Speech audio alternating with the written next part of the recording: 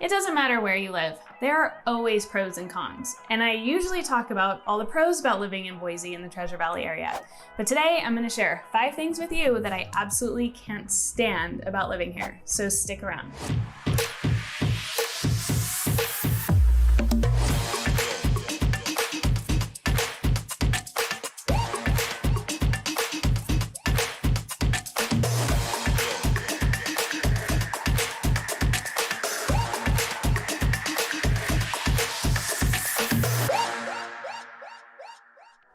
Hi there, welcome to my channel. My name is Rebelann-Mueller and I am a realtor here in the Boise and Treasure Valley area with Better Homes and Gardens 43 Degrees North Real Estate.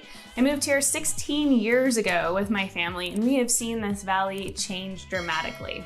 But the reason why we wanted to move here was because we were seeking a better quality of life. And yes, we did move from that place, California. But now I'm lucky enough that I get to help others do the same thing. So if you are interested in moving to Boise or somewhere else in the Treasure Valley area, or maybe even somewhere entirely different than here, please feel free to reach out to me because I know agents everywhere and I would love to hook you up with an amazing agent that'll take great care of you. But back to Boise in the Treasure Valley area. So I have a great relocation guide. It's down below in the description of this video. You'll find the link, just click it and it'll go straight to your inbox. Today I'm kind of talking about some of the cons about living here. Usually I talk about all the pros about everything, but I thought that I'd share some of those things that people just don't want to talk about. So let's just be super transparent and get straight to the point. But before we get there, do me a favor, hit that subscribe button and that little bell. I post new videos every Friday and I don't want you to miss a thing. So you know, if you've seen my videos before, you know I like lists, and you can find a list up here of 8 things you should know before moving to Boise.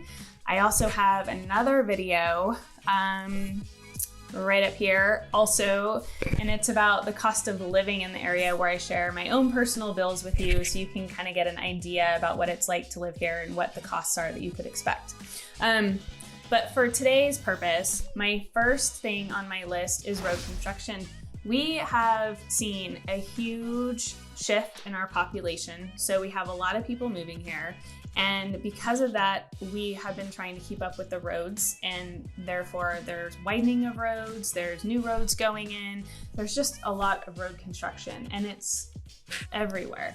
So sometimes you can find yourself going down one of the country roads that's like west of Meridian and you'll end up at a dead end because they've literally closed off the entire road. So you'll find detours and you will find,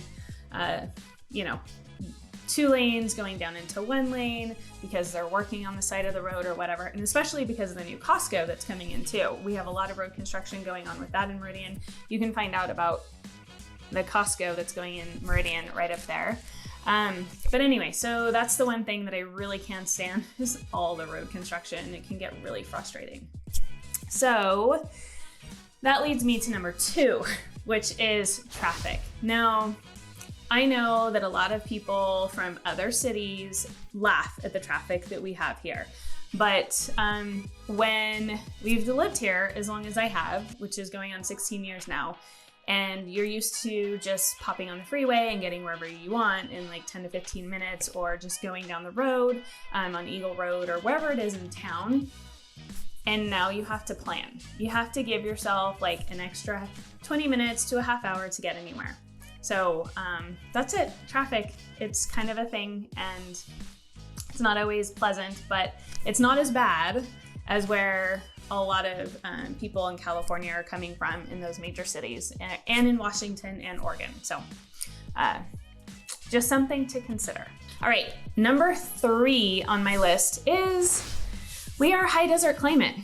Picture Las Vegas or Reno, Nevada. Those are really dry places. We are a lot the same. They're high desert and we are high desert. So it's dry. You are going to need your moisturizers and your chapsticks and a humidifier most likely. A lot of people will put humidifiers in their bedrooms at night to help humidify the air, especially in the winter months, because when the heater is running, it sucks out all of that excess moisture out of the air and it can make it super dry inside. So what we've done is we actually got a whole house humidifier that flops onto our heater, and then as the heater's running, it humidifies all of the air that comes through the house. Kind of prevents bloody noses and sore throats in the evening. So that's my number 3. It's really dry.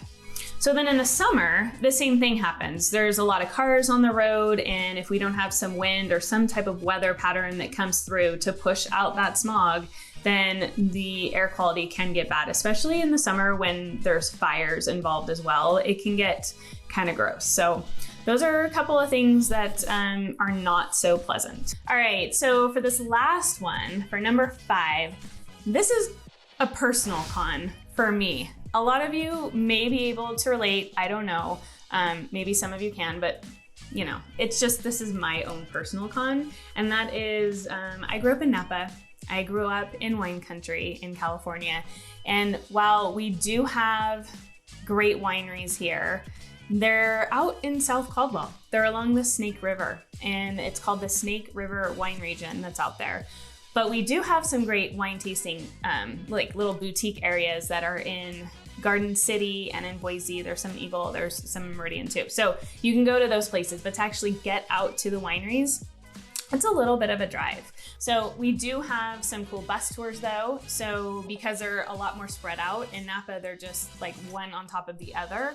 Here you have to, there's more of a drive in between the wineries, but we do have great bus tours. So you can hop on one of the buses.